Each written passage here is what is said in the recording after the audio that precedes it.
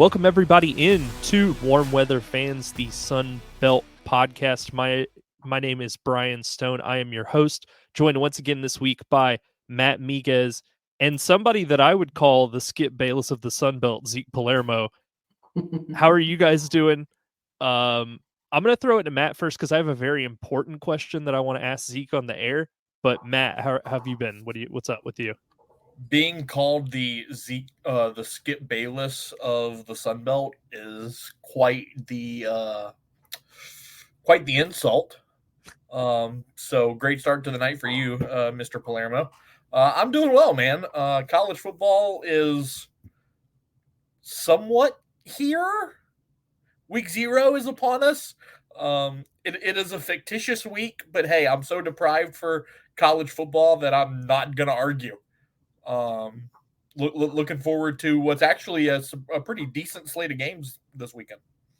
Surprisingly, there have been some real stinker week zeros where it would be like a ranked team playing Boston College or something week 1, right, and that would be like the headliner on like 8:00 on ABC, and you're just like, I'm not even really looking forward to this. Like, right.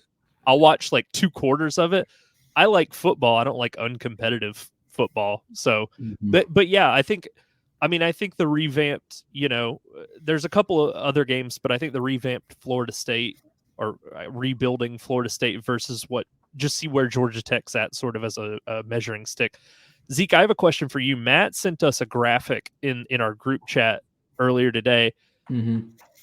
Now, when you were torturing Brett McMurphy to make him put Texas State on the graphic, did you use jumper cables? Like, did you hog tie him? Like, what was the sort of process there? Walk me through it. It was really easy. All you have to do is get him to look at the other Group of 5 conferences and realize that they're as poor, if not worse, than the Sun Belt, particularly Conference USA, which is why I'm adamant there's no chance if like Texas State wins week 1, stop the count.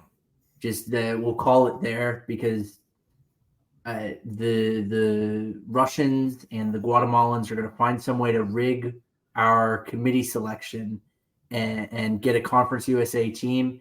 And it's going to be the greatest tragedy in college football history since, I don't know, the last college football playoff selection, I suppose. Every year is the greatest tragedy in the history of college football. It's just... it depends on what side of it you're on. If you're an Alabama fan, everything always works out just as you hoped it would. And if you cheer for any other team, there's a chance you're going to get shafted.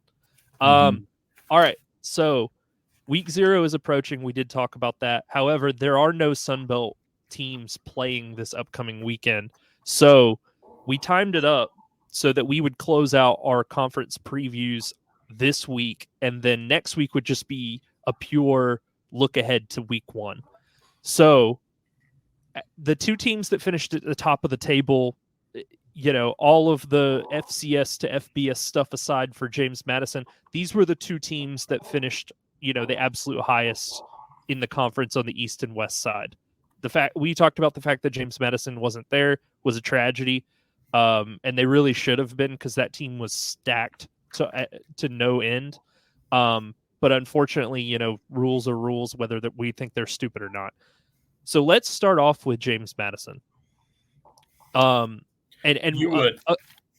A recurring theme with these 2 teams is going to be everything is new, brand new car. There's almost nothing left over from last season for either of these teams. Like James Madison, just to start off, 4 returning starters on the offensive side of the ball, 3 on defense, new quarterback, new running back, all new receiving core. I think Phil Steele, I'm going to look at it when one of you guys goes, but I think he said they lost their top 6 receivers in production. So that is a lot. They get a new head coach in Bob Chesney, comes over from a really successful stint at Holy Cross. And one thing too, and I guess I could wait. Well, I'll just do it now. So one thing too with James Madison and Troy is they kind of went back to the playbook that got them there with hiring their new coaches as they did with their previous ones. So You get a defensive guy in Gerard Parker over at Troy. You get an FCS coach at James Madison. Same thing, Signetti was with them when they were in the FCS, but they kind of dipped back into those ranks to get Bob Chesney. I mean, I'm going to step on it. Vegas has them as an 8.5 win team this season, over under, which I think is a little high. I mean, we'll talk about the schedule, and I think that's a huge part of it. But 8.5 wins is a little too rich for my blood. But Matt, how do you feel about this James Madison team this year? I mean, like I said, there's not a ton of returning production to point to. That's the thing. There's just so many unknowns. I mean, Dylan Morris comes from Washington, which, he's got 4 years of Pac-12 experience, was in the quarterback meeting room for a national championship game. Like, I mean, that's got to count for something. And he's never, it's not that he's never not seen the field. He had 15 starts at Washington. So, I mean, he's an experienced quarterback. Is he Jordan McLeod? Probably not. But, I'm interested to see what Bob Chesney's going to do with this program, because he's won everywhere he's been. So how quickly can he be successful at James Madison? You returned 4 starters on offense, only 3 on defense. And you were talking about the receivers. You lost your number 1, number 3, and number 4. And then you also lost one of your key tight ends. So 4 pass catchers from last season gone. So add that in with a new running back. Add that in with a new quarterback. That's a lot to kind of retool quickly. 8.5, like you said, Brian, that's a little high.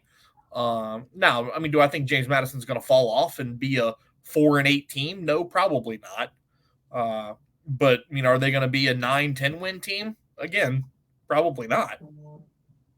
Yeah, I mean, that was one of the things too. I mean, when I was going through, writing down win totals for these Sunbelt teams, I think that was the one that took me by the biggest surprise, was 8.5 for James Madison. Like, I think they will be a good team this season, but to say, we're already implying that they're going to win 8 games regardless. Like, is 7-5 can't be a failure, right? I mean, it's year 1 and sure. He's starting over with a totally new roster. So I think we're getting a little bit out over our skis with this 8.5 total. Now, again, I keep talking about it. The schedule is absolute cake. I think Phil Steele has them projected as the easiest schedule in the FBS, if not second easiest. Second easiest. Okay.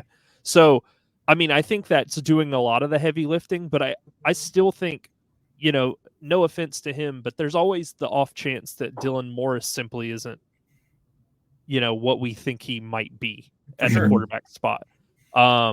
Zeke, how do you kind of foresee this team as a whole before we mentioned a couple of the position groups, but how do you feel about this team as a whole right now?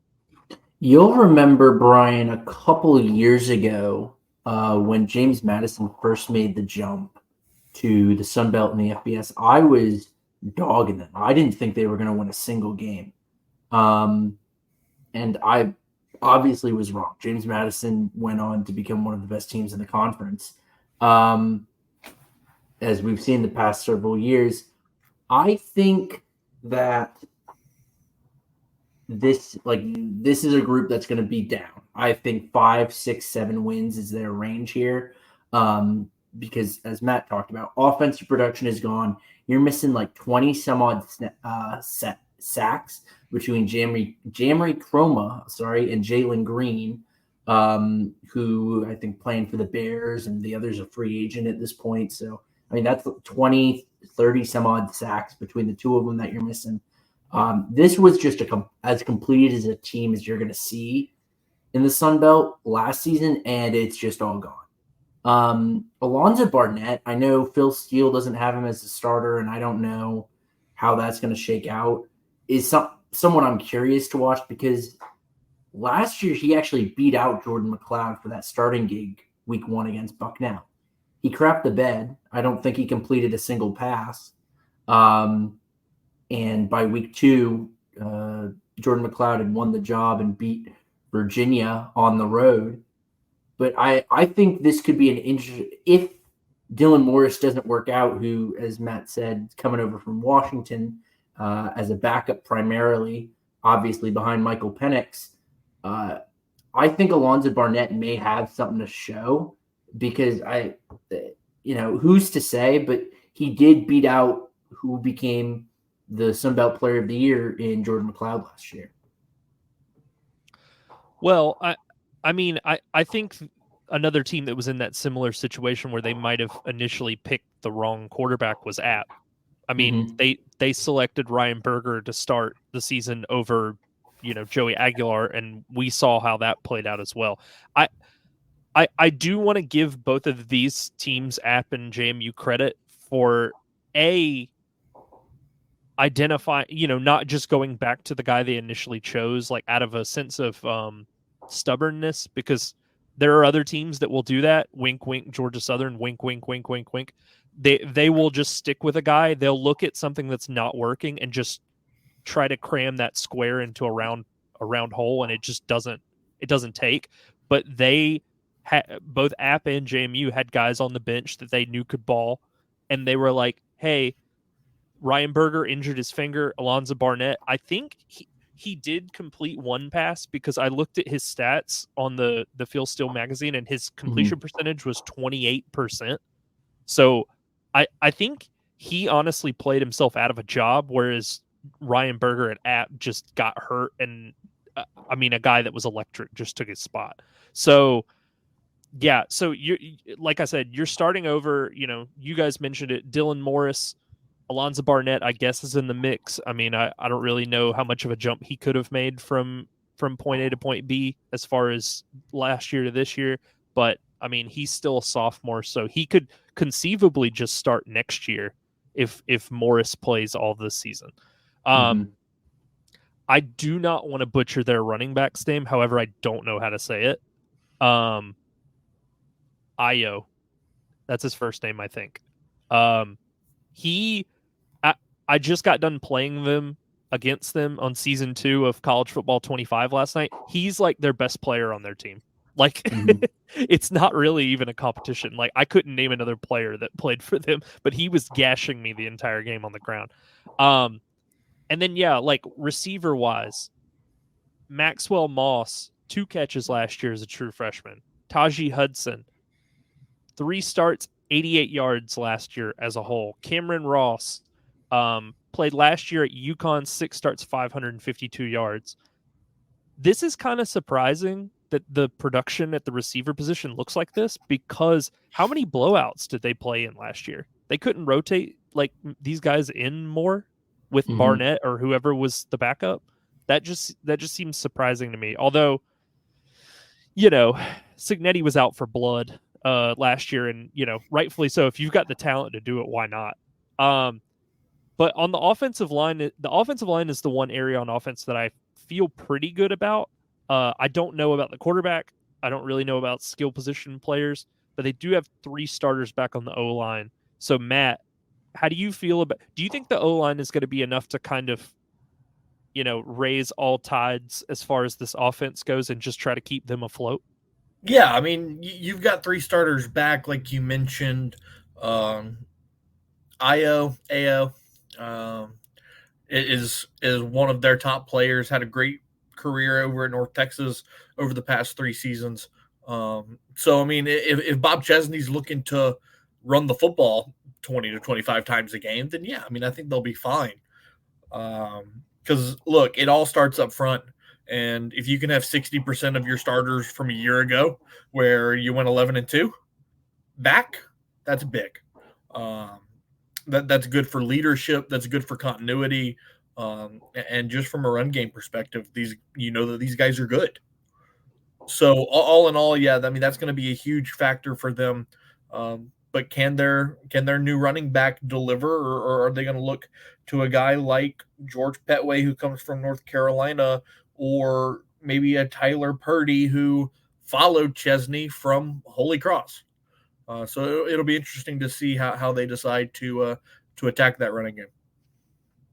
I know that this is college football. It's different from the pros. I would be interested to see if Io, the running back, was made sort of the bell cow at the RB spot, if he would be able to physically keep up with it for a full season. He's 5'7", 197, yep, which is a good little scat back size, but typically not the guy you want handling. Right. Mm-hmm. You don't want those type of guys handling 300 touches. I mean, that seems like a recipe to get your guy's leg broken or something when he's that size.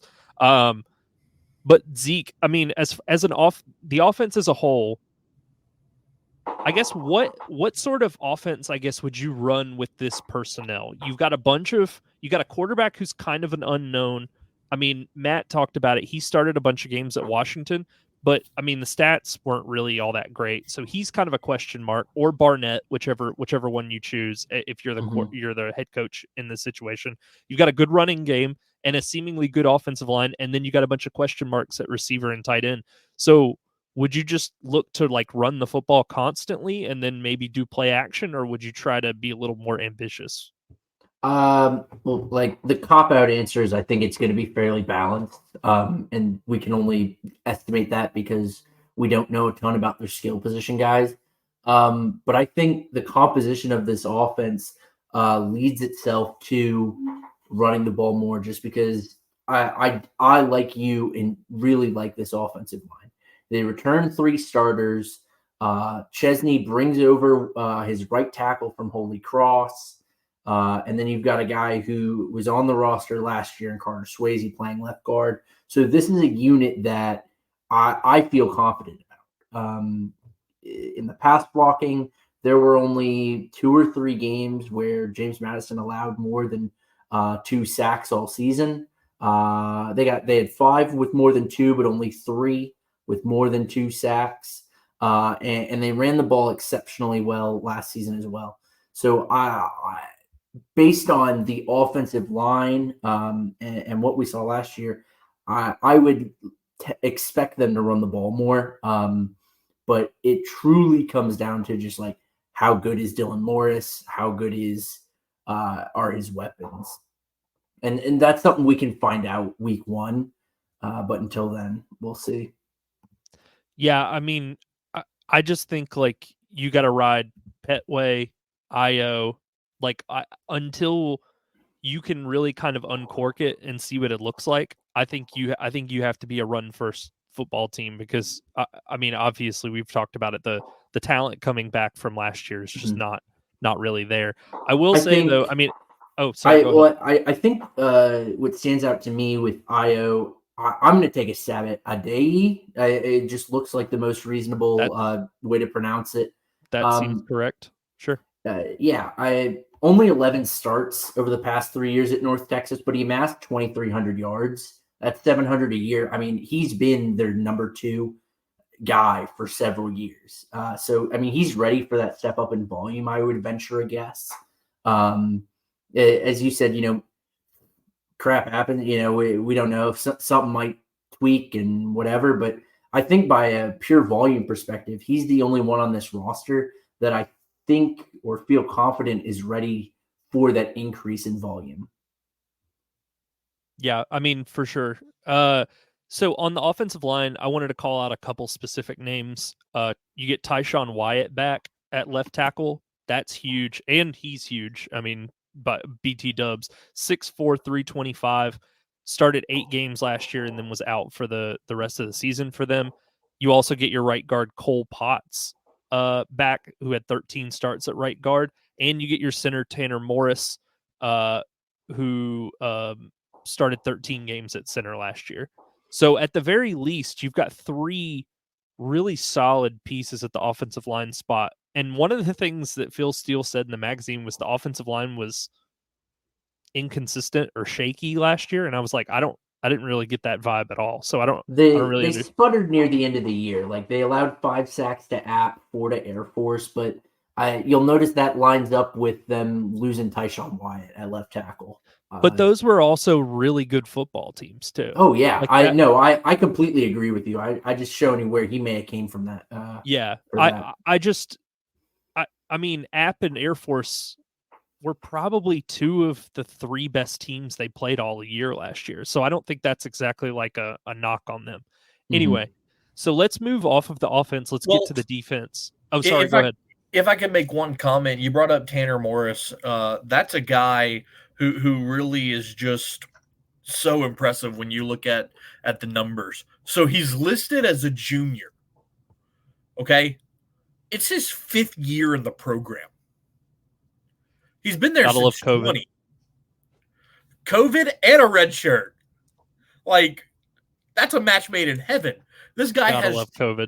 This guy has 24 starts at center in the last 2 years. That type of experience for a first-year head coach is invaluable at a position that you could probably argue might be the second most important on the offense. Like, if you don't have a center that can snap the ball, you might be in trouble.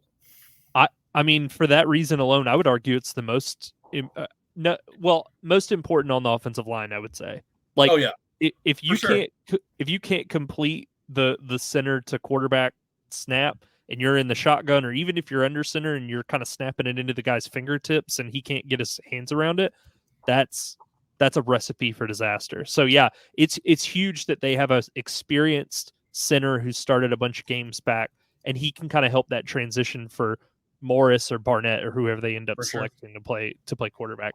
So let's get to the defensive side of the ball. Kind of the same thing as the offense. Just completely decimated. 8 of their 9 top tacklers gone. Zeke mentioned Chroma, Green. I mean, the list goes on and on. Honestly, the best guy in my mind that they get back is a guy that didn't play last year in Torres Jones, the linebacker, because he was hurt after, I think he played 3 games. Yeah, he played 3 starts, 38 tackles. Was second team All Sun Belt in 2022. But this defensive line is brand new. I anticipate, and I think Phil Steele does too, they take a step back at the defensive line spot because they were just a bunch of monsters last year. It was impossible. You couldn't double anybody. So it was just like, you want to double Chroma? Great, Green's right there, and vice versa. And so it was just a nightmare for other offenses to defend. Defensive line wise, Matt, who are you looking at that could maybe sneak in there and maybe replace some production that they lost, because they lost a lot, and specifically on the defensive line, because that was sort of the anchor of the defense? I mean, Eric O'Neal at the edge rusher, 6'3", 250 pounds, coming in from LIU, had 15 and a half sacks over the last 2 seasons. I mean, you average that out, that's about 8 sacks a year. So, I mean, that's pretty hard to argue against. But, you know what you say, when you go from a smaller school up to a G5, is he going to be able to continue that level of play with the raising competition? That's a big question I'm looking at. Terry Lockett's a guy that comes in from Syracuse. He's got Power 5 experience.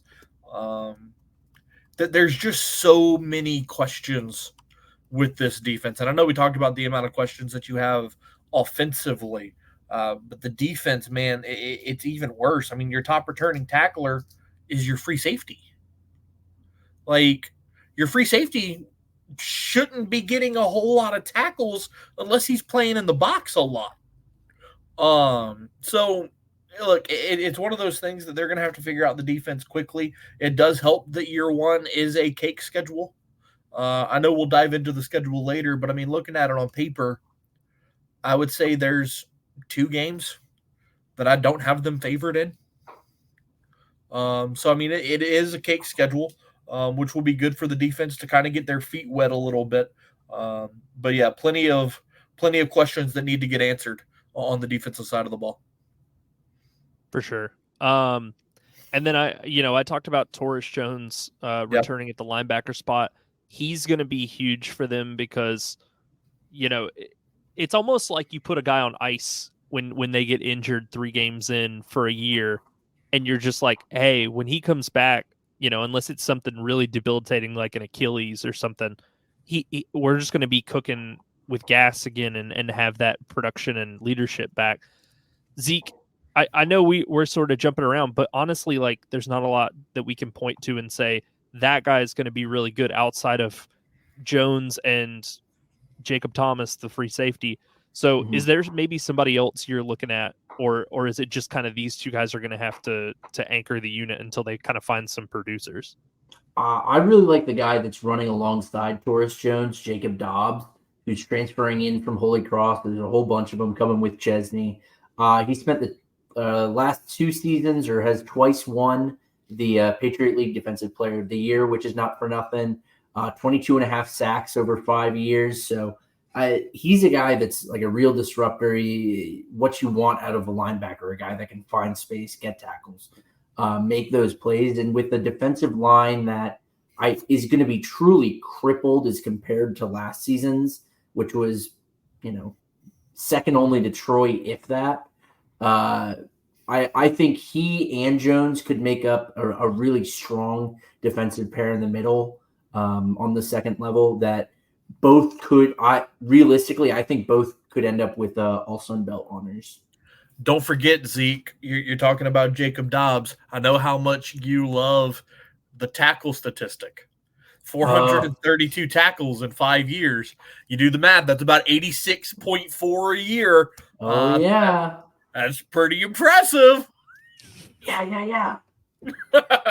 I don't know if you guys saw this. I'm getting a little off topic, but I want to talk. This has to do with the tackle thing. Did you guys see the tweet that went viral about Old Dominion inflating Henderson's tackle numbers? And Yes. someone went and did the like watched the tape and broke like down the added film. it up. Yeah, and then was like he averages however many more at home than he does away.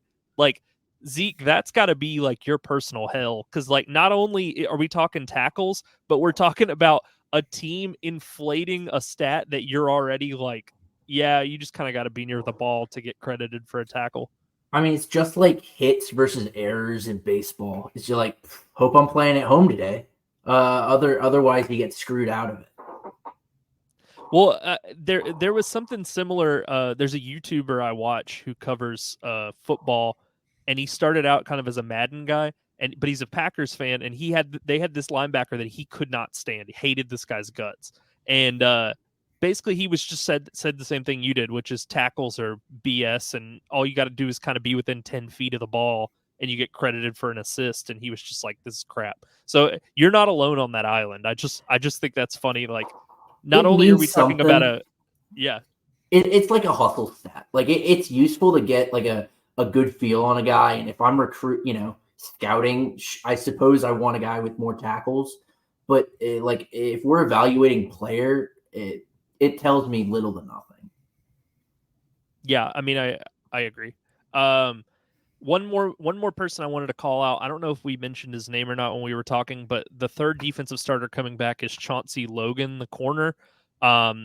He had 13 starts, 45 tackles, 7 passes defense last year. So he might be a good piece on the back end. I mean, he and Thomas are going to kind of have to hold it down on the defensive side of the ball, because again, there's a solid chance it could get ugly if that pass rush isn't there like it was last year. They might have gotten a little spoiled with having Green and Croma just wrecking offenses. You brought up the secondary, and one thing I'm noticing is the length that they're going to have in the secondary. I mean, obviously, you look at their rover. Your rover's not supposed to be a gigantic guy anyway. He's 5'9", 180. I think that's a pretty solid size. Chauncey Logan, you just brought up 6'1", 205. Terrence Spence at the other boundary corner, 6'2", 205. Kyle Holmes, your strong safety, is 5'10", 190. And then Thomas comes in at 6 foot 205. You've got lengthy dudes in that secondary. And that's going to be important in a league that traditionally likes to run the football. But over the last couple of years, you've seen some teams develop some passing offenses. App State, Arkansas State, Texas State. So having that length in the secondary could help you a lot. Yeah, I mean, no doubt. We talk about all the time. Sunbelt offenses have gotten pass happy. Georgia Southern moved from the option to the complete other extreme. To the air raid. Yeah, to the air raid. So there are a lot more teams that are kind of that style of offense than running the option, running the ball 45 times a game. So I think those guys are going to be big, but that's also the reason why I brought up the pass rush as well, because you got to get to the quarterback if you're going to defend one of those offenses. Let's talk about the schedule. We talked about how cake it was. I think there's 4 losses on this schedule with the team that they currently have. For me, their losses are North Carolina. I think they lose to Coastal on a Thursday. I think they lose at Southern because Southern is just typically a better team at home. And I think they lose at App. Those are 4. I think they're 8-4, 7-5. They could trip up again at the end, maybe against Marshall, but I don't have a lot of faith in Cole Pennington. But I mean, if you look at the other conference games, ULM, Southern Miss, Georgia State, 3 teams that we've talked about are either bringing in new coaches or looking to dismiss one. So I don't know. How do you guys sort of feel about the schedule? I mean, it's cake, but I don't know about the team that they have. There's nothing here. Like, you can Charlotte and Gardner Webb, you can probably pencil in. At UNC, we don't know what UNC looks like post-Drake May, but they're going to get walked. Ball State, among the worst teams in college football, that'll be a win. They were so bad last year. Like Georgia Southern played them and absolutely waxed them. I think continue the college football 25 talk. I think they're the worst rated team in the game.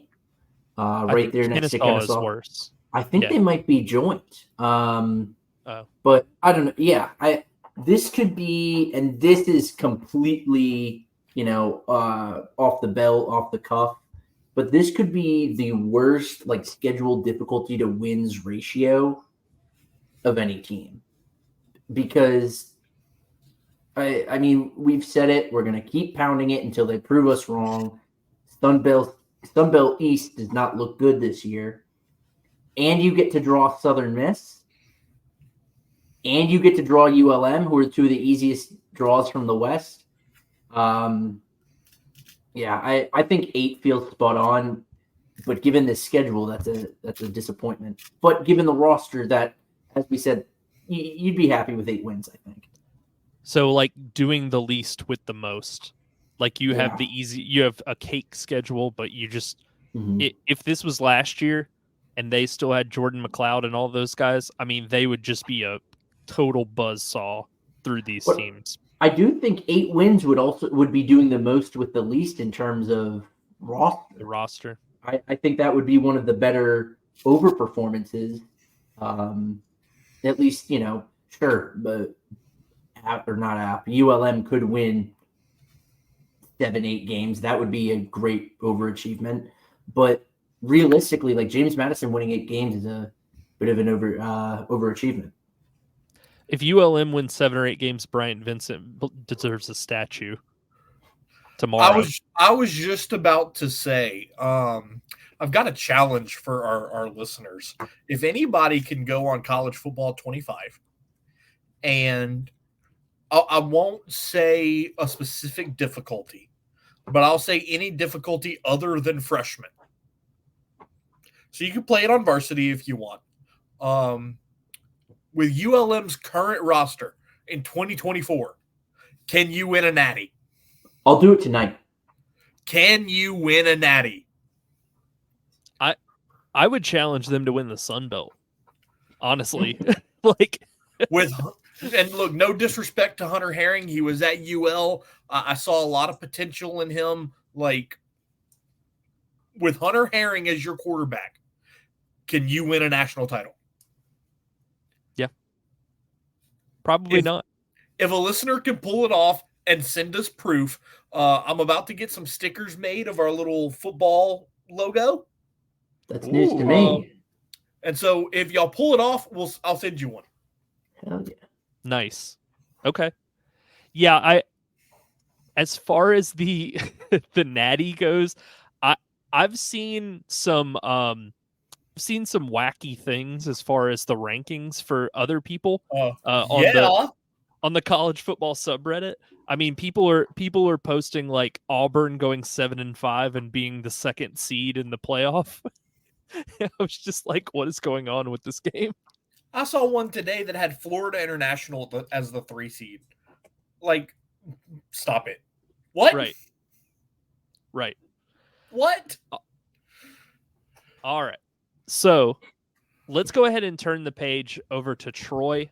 Again, another school that is having to totally reboot this season. All name team, new quarterback, Goose Crowder. Honk, Yeah, honk, baby. honk it up. The goose is loose. If he runs for over 5 yards in a game, I'll post that next to a small highlight. The goose is loose. So again, new head coach Gerard Parker comes over from being at Notre Dame. Was apparently the interim at Purdue for 6 games in 2016. Don't really know how much you can do with that information. Because Purdue was terrible pre-Brom. So, whatever, that's a wash. Goose Crowder, 2 years at West Virginia, has a perfect completion percentage. I mean, he's only got like 85 yards, but 100%. So only down from here. No interceptions. He's been perfect. No one's our pure little goose. Has just been excellent. Even though he hasn't put up many stats. All right, so you got Goose Crowder at quarterback. What is you guys' expectations for Troy? Because Matt and I talked to Phil Steele, and he was like, "Yeah, I expect them to take a step back." But other than the schedule, like what's really the difference to you guys between JMU and Troy as far as where they sit this year? I have zero expectation. And the reason that I say that is, what do we know about this team? What do we know?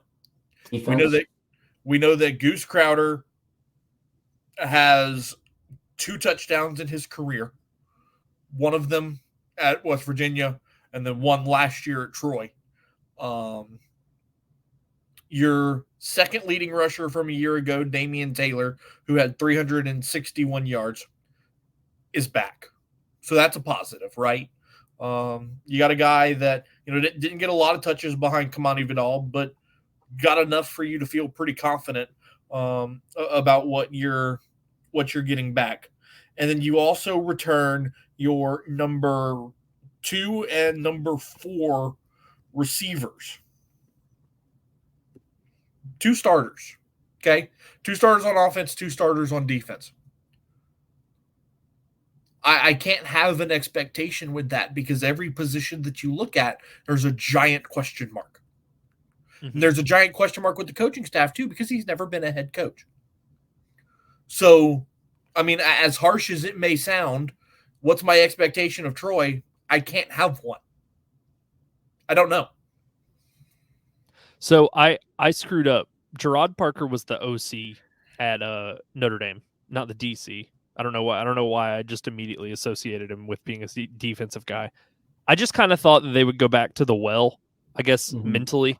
I was like, it went so poorly last time with the OC hire with Chip Lindsey that there's no way they would just go back to OC, right? And it's like, maybe.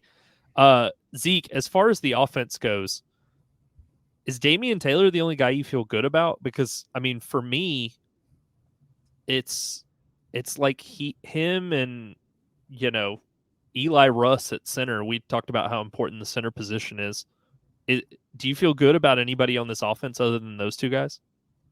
I'm going to say I don't even know if I feel good about Damian Taylor. Not that he's not a good running back, but my concern with running backs is always volume. And it's why I'm confident or, willing to give hope to Io Dei is what we decided on, because he's seen the volume before. Damian Taylor was averaging 5 yards a carry last year. And again, like he was doing well, 4.6 or 5.2 rather per carry in those games, but five touches per game is simply not enough for me to say that I feel good about it. So what do you feel good about on this offense? Anything?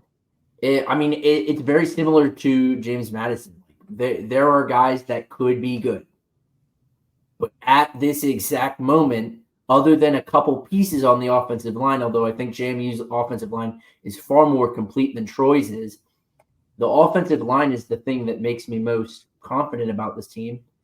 And that's not to say that I'm confident about this team. Yeah, I mean, that's fair. Eli Russ is the center I alluded to. Started 13 games with them last year. Daniel King is the other guy, 14 starts at right guard. Other than that, kind of just starting purely over at offensive line. I would feel better if you had Chris Lewis, but obviously, he's dealing with a medical issue. He has already been ruled out. He is not going to play this year. He had 735 yards for Troy last year. Really electric playmaker as a wide receiver, but again, due to a medical issue, he's not going to be able to play. So, I mean, again, outside of those two starting offensive linemen that you just mentioned, Brian, we'll see. Can Goose Crowder not only be on the all-name team, but on the all-Sunbelt team? I mean, of course, it's possible. We'll see. I can't give an opinion on people that I have no idea about. Well, I think Chris Lewis and Devontae Ross put together like a solid enough core, but I think by Troy standards and this is a team that last year won 11 games. By those standards, that's not going to fly. That is an exceptional Old Dominion wide receiving core. That's exceptional. But I think, all these conversations are within the context of the specific teams. That ain't going to cut it.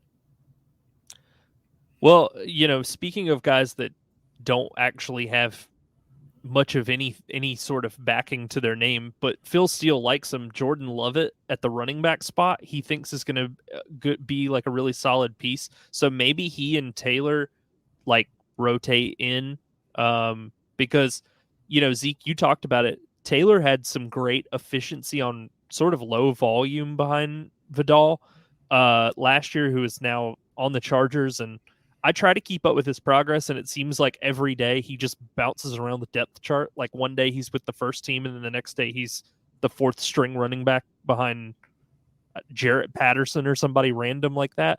So I don't really know, but I think they're kind of in the same boat as JMU in that they may want to lean on the run and just try to grind games out. Hopefully. For them, Taylor keeps his level of efficiency he has. Lovett provides maybe like a home run threat in the same vein, not the same thing, but the same vein as like an Ismail Mahdi, where it's like you could give him the ball in space and let him work, and maybe he rips off like a couple of big runs next year and gives you kind of a spark in that sense. But yeah, I mean, other than those two offensive line pieces, there's not a lot that you can kind of point to and say, hey, this guy, let's go with that. Let's transition to the defensive side of the ball. So Philip Lee is supposed to be their primary pass rusher at the, what is the term? The bandit spot? Bandit, yeah. Bandit. Okay. So Philip Lee, 15 tackles, 3 tackles for a loss last year, was, not taking Javon Solomon's spot. Let's just say that. So he's kind of got to find, a niche for himself in order to, rush the passer. But defensive line wise, I mean, this is, I hate to keep saying it, but I've got to say the same thing over and over and over again. I don't really know like what to expect. They were kind of the mirror image of JMU. Their defensive line would just wreak havoc last year, and you got Raymond Cutts, you got Julian Peterson at the nose tackle spot. He had 5 tackles in 14 games he appeared in. I know tackles are a garbage stat, Zeke. I do know that, but at the nose tackle spot, you're supposed to at least get your hands on some guys coming through the middle. And then Luis Medina had 23 tackles last year. So there is that, but they're going to have to show us something, because this team could really, underachieve in that what we've come to expect from Troy. Like, this might be a steep drop. Mm-hmm. The comparison or the similarities between the overall roster makeup between Troy and JMU, just like as we keep going, become clearer and clearer, because like JMU, they're missing 2 ridiculous pass rushers. They're missing, this was the best defense in the conference, if not the country last year. I think Troy has been exceptional defensively the past several years, and that was just kind of how it was under John Summerall. The only guys I feel good about this, much like with JMU, I like the linebacking core, I suppose, but that's because they're the only 2 returning starters. There's no one coming in that was an exceptional starter elsewhere. Again, to reference JMU, they had guys coming from Holy Cross, for example, where they were longtime starters, put up good numbers. These are just promotions, guys that were redshirted last season, played spot starts or what have you last season. This Troy team is incredibly fresh. I think you benefit from a lot of them staying within the system, so they've got some of that John Summerall blood in them. But the only guys we've ever seen play football are your linebackers, Jordan Stringer and Stephen Catledge. Again, it's just, I feel a little imposter syndrome when I say this. It's like, I don't know. But it's reasonable to not know what to expect, because we've not seen these guys play football. Yeah, and another guy too, and again, this is it kind of stinks to have all of your returning production fall in one position group, especially when you have 3 linebackers that have game experience, but you run a 4-2-5, so you're going to have to rotate one of those guys. Terry Thomas is the 3rd guy. But yeah, I was going to save this, but we can go ahead and do it now. The back end is who? Who is that? Does anybody want to help me with these? Truly, I'm just like, I don't recognize a single one of these names. So again, Phil Steele was like, yeah, they're going to take a step back. Yeah, dude, because they don't have any of the people from last year's team or the year before. You replace the head coach and everybody except the linebackers and the right guard in the center. Of course they're going to take a step back. It's a brand new team. So defensively, I think this is going to be, if Troy fans are coming into this season expecting the same sort of defensive production they've had the last 2 years, I think you're going to have a bad time, because I think this is going to be one of those where it might ramp up and get better throughout the year. But as far as overall, you're not holding teams to 2 touchdowns every week like you were a year ago, 2 years ago. So, Matt, is there anybody else that we're missing out on the defensive side of the ball that maybe we should feel good about that doesn't play linebacker, or are we just kind of no. I was going to bring up Jordan Stringer, but when you said that doesn't play linebacker, again, like I said with the offense, there's just so many unknowns outside of that linebacking core. Now, look, do I think that Gerard Parker, who was an interim coach at Purdue and an offensive coordinator at Notre Dame, do I think he knows how to recruit? Yeah, probably. I don't think he got slouches to come play defense for him at Troy. But are we looking at a team that's going to win double-digit games and compete for the Sun Belt? No, not in 2024. I don't think. And I've seen a couple of outlets who have called the West a 3-team race with Troy as the 3rd team, and I was just like, I don't understand where you're getting that at all. Like, you're doing a lot of heavy lifting, taking guys that just didn't play or played sparingly and are just like, yeah, they're going to take, Damian Taylor at running back is just going to keep averaging 5.2 yards a carry again when you give him 200 touches rather than however many he had. So I just don't see that. So to me, the West is still Texas State 1, Louisiana 2, and it all comes down to that game to decide who wins, and everybody else is just sort of trying to figure things out. Let's get to the schedule. It's a lot harder than JMU's. JMU's was a cakewalk. You got to play Memphis and Iowa in back-to-back weeks. That's tough. Going to, Kinnick and playing Iowa, who's always got a good defense, that's going to be tough for the third game for Goose Crowder, who, again, I think he has like 88 passing yards his entire career. Texas State is on the schedule. Arkansas State, Zeke, close your ears. Arkansas State can score some points, so defense isn't up to snuff by that point. It could get ugly. Coastal Carolina coming off a bye the next week. You get a bye, you play at Georgia Southern, who is also coming off of a bye, but it's in Statesboro where they notably play better than they do on the road. You play at Louisiana in the penultimate game of the season. That's not we've already talked about Louisiana and Texas State's kind of a two-horse race.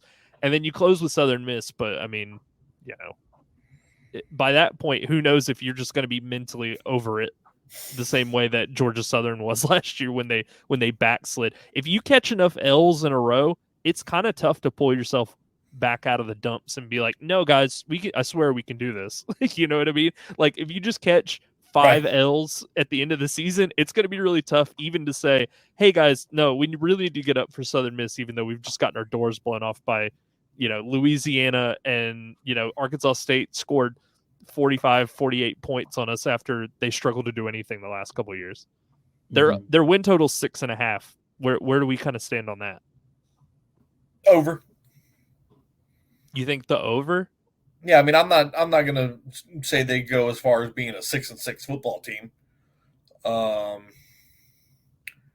Now, do I think that they barely get over? Maybe they're a 7-8 win team. Yeah, I would take the under. Really? I think I like the under here too. Yeah. It's just hard to count on your fingers 6 wins.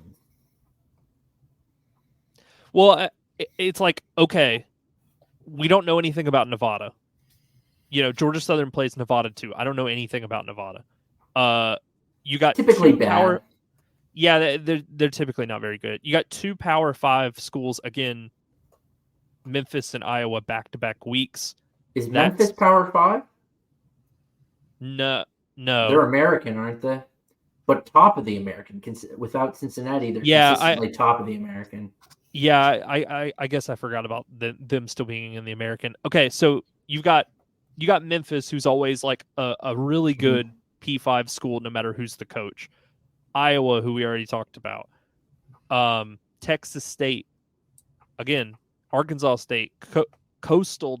I don't know how you feel about them, but that's possible if they're just not good. Louisiana at Georgia Southern. I think they could be 6-6, 5-7 this year, and it's not really a knock on them. They just kind of got screwed schedule wise with the team that they have. I think last year's Troy team, if they played this schedule, I think wins 9-10 games. But I mean, I've got them winning 3 games in the month of September. I've got them beating Nevada. I've got them beating FAMU, and I've got them beating ULM. Right. I think they could beat South Al, depending. Yeah, that's why I didn't say them. That's 4. I think the Arkansas State games kind of, we'll see how both those teams look. I think it's the same with Coastal Carolina. We'll see how both of those squads look. And then I think you could beat Southern Miss. So I mean, I'm looking at 6-7 wins there. No, I think they just got a poor draw. Like, it's possible they win 6 games, but I just went back and looked at JMU's schedule. If they play JMU's schedule, I've got them for 7 wins easily. It's just they got a cruddy draw. Oh, it's a brutal schedule. It is. but I don't know. I'm going to cautiously take the over. Well, the other thing too, so offensively they averaged 29.6 points per game last year. Phil Steele's, enigmatic computer model has them moving back to 24.6. So that would be, you think about 5 points and being like, oh, it's not that big of a deal. I mean, that's the difference between, winning or losing a couple of games. And then defensively, he has them regressing by an entire touchdown per game. So you go from 17.1 to like 24. So if you're averaging as many points on offense as you are allowing, is there a more bat signal for being a 6-6 team?